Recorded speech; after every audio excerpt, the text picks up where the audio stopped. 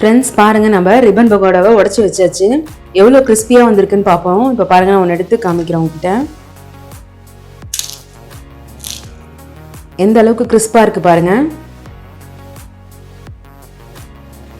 எவ்வளோ கிறிஸ்பாக சூப்பராக டேஸ்டியாகவும் வந்திருக்கு. Hi friends, welcome to unlimited foodies. நான் சூரியகலா விஸ்வநாதன் பேசுகிறேன். இன்னைக்கு நம்ம பார்க்க போகிற ரெசிபி தீபாவளி ஸ்பெஷல் ரெசிபியா ரிப்பன் பகோடா எப்படி செய்யறதுன்றதை பார்க்க போகிறோம். ரிப்பன் பகோடான்னு சொல்லுவாங்க, இது வந்து ஓலை பகோடான்னு சொல்லுவாங்க. இப்போ நம்ம வந்து ரிப்பன் பகோடாவுக்கு தேவையான இன்க்ரீடியன்ஸ் என்னன்றதை பார்ப்போம். நான் 250 கிராம் கடலை மாவு எடுத்திருக்கேன். இதே கப்லேயே வந்து 250 கிராம் அரிசி மாவும் நான் எடுத்துக்க போகிறேன். இப்போ உங்கள் வீட்டில் வந்து நீங்கள் எந்த கப்பால் கடலை மாவு எடுத்துக்கிறீங்களோ அதே கப்பால் அரிசி மாவு ஒரு கப்பு போட்டுக்கோங்க.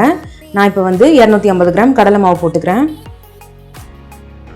நான் கடலை மாவு அளந்த அதே கப்பால் 250 கிராம் அரிசி மாவும் சேர்த்துக்கிறேன்.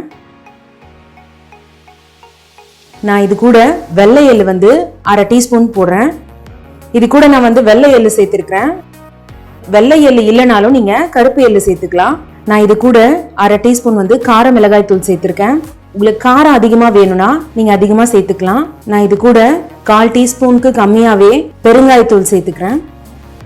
நான் இது கூட 1 டீஸ்பூன் இஞ்சி பூண்டு விழுது எடுத்துக்கிறேன். இதை வந்து நம்ம அப்படியே வந்து இதில் சேர்க்கக்கூடாது. இதை வந்து தண்ணியில் கொஞ்சம் கரைச்சி நான் இதை ஃபில்டர் பண்ணி எடுத்து காமிக்கிறேன். எதுக்காக நான் இதை சேர்க்குறேன்னா, ஒரு நல்ல ஃப்ளேவர் வரும், இதில் சூப்பராக இருக்கும் சாப்பிட்றதுக்கு. இது கூட நான் கொஞ்சோண்டு தண்ணி ஊற்றிக்கிறேன்.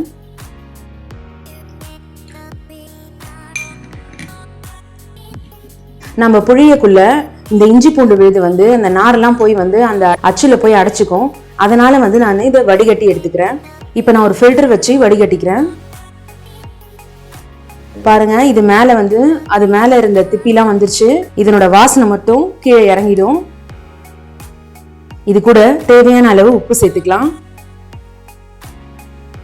இது கூட நான் சூடாக காய்ச்சின எண்ணெயை வந்து 2 டேபிள் ஸ்பூன் ஊற்றிக்கிறேன்.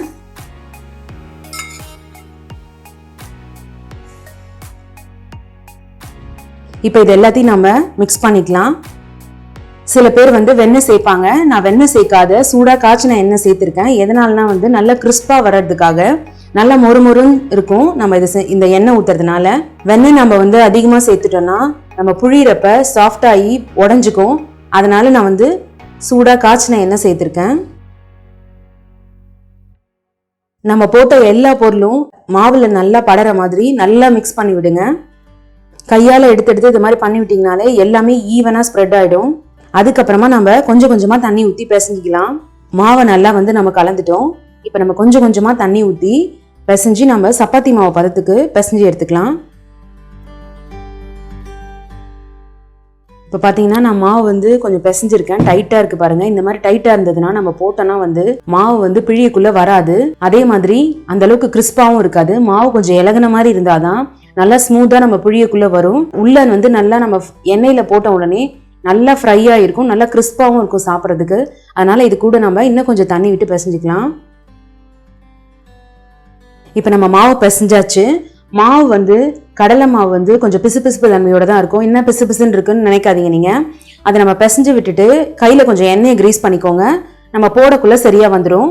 இப்போ வந்து நான் அச்சில் வந்து ஃபுல்லாக எண்ணெய் தடவி வச்சுருக்கேன். நான் வந்து இப்போ ரிப்பன் பகோடாக்கு இந்த அச்சு தான் நம்ம யூஸ் பண்ண போகிறோம். இதை தான் நான் உள்ளே போட்டிருக்கேன். இது ஃபுல்லாக வந்து நான் எண்ணெய் தடவிருக்கேன். அதே மாதிரி இந்த அச்சு உள்ளேயும் நான் எண்ணெய் தடவிருக்கேன் ஃபுல்லாக. இப்போ இதை நம்ம க்ளோஸ் பண்ணிக்கலாம். இப்போ நம்ம மாவை எடுத்து இப்போ நம்ம அச்சில் போட்டு ரிப்பன் பகோடா புழிய வேண்டியது தான். நம்ம வாங்க எப்படி ஃப்ரை பண்ணலான்றதை பார்க்கலாம். நான் ஒரு சில்வர் கடாயில் ரைஸ் பிராண்ட் ஆயில் எண்ணெய் ஊற்றிருக்கேன். நீங்கள் எந்த எண்ணெய் வேணால் யூஸ் பண்ணிக்கலாம்.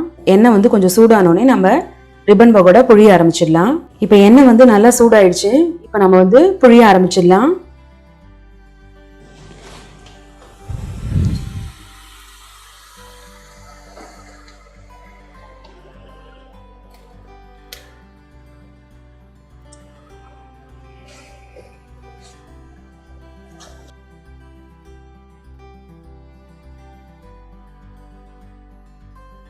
இப்போ நம்ம இந்த மாதிரி புழிஞ்சதுக்கு அப்புறம் திருப்பி விடக்கூடாது.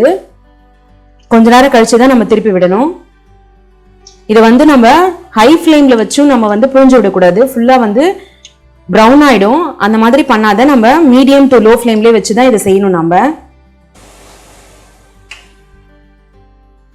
இப்போ நம்ம வந்து திருப்பி விடலாம்.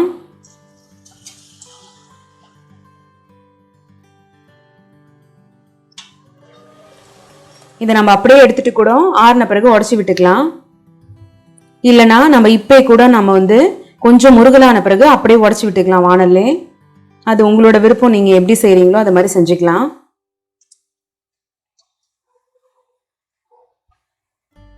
இதை மாதிரி நம்ம எல்லா பக்கமும் கொஞ்சம் கொஞ்சமாக அழுத்தி விட்டுக்கலாம். பாருங்க பபிள்ஸ்லாம் நல்லா குறைஞ்சிருச்சு. இப்போ நம்ம எடுத்துடலாம். இதை